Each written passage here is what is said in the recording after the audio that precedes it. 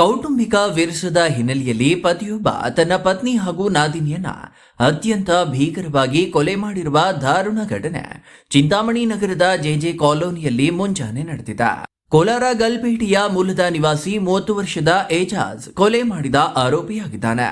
ಘಟನೆಯಲ್ಲಿ ಆರೋಪಿಯ ಪತ್ನಿ 25 ವರ್ಷದ ಶ್ಯಾಮ ಹಾಗೂ ಆಕೆಯ ತಂಗಿ 18 ವರ್ಷದ ರೇಷ್ಮಾ ಕ್ರೂರವಾಗಿ ಹತ್ಯೆಗೊಳಗಾದ ದುರ್ದೈವಿಗಳಾಗಿದ್ದಾರೆ.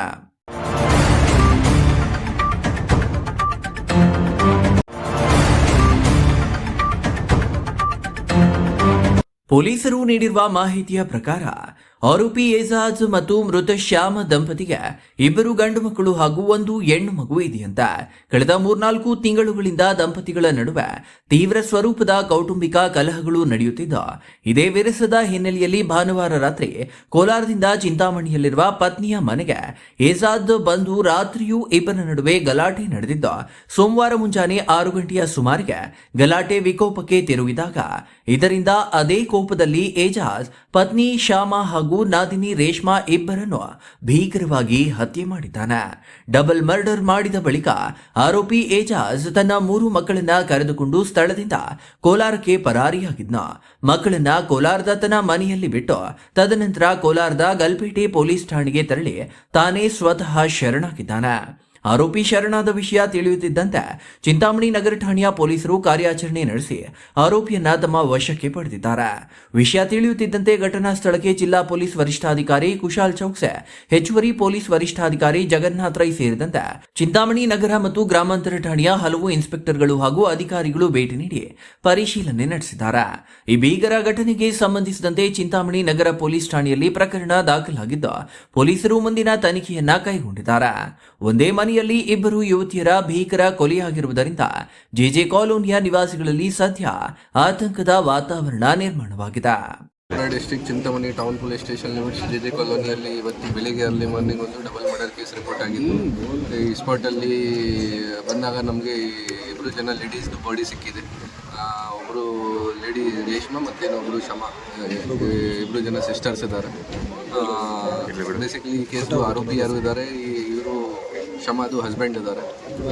ಈ ಶಮಾದು ಮದುವೆ ಆಗಿತ್ತು ಗಲ್ಪೇಟೆಯಲ್ಲಿ ಒಬ್ಬರು ಅಜಾಜ್ ಜೊತೆ. ಅಜಾಜ್ದು ವಾಸ ಗಲ್ಪೇಟೆಯಲ್ಲಿ ರೆಹಮತ್ ನಗರಲ್ಲಿದೆ. ಸೊ 3-4 ತಿಂಗಳು ಹಿಂದೆ ಈ ಶಮಾದು ತಾಯಿದು ಡೆತ್ ಆಗಿತ್ತು. ಆ ಕಾರಣ ಬಗ್ಗೆ ಇವರು ಎಲ್ಲ ಏನೇನು ಮಾಡಬೇಕು, ಕಾರ್ಯ ಏನೇನು ಮಾಡಬೇಕು ಆ ಕೆಲಸಕ್ಕೆ ಬಂದಿದ್ದರು ಇಲ್ಲಿ ಮಕ್ಕಳ ಜೊತೆಗೆ, 3 ಜನ ಮಕ್ಕಳ ಜೊತೆಗೆ. ಆಮೇಲೆಯಿಂದ ವಾಪಸ್ ಹೋಗ್ತಾ ಇಲ್ಲ.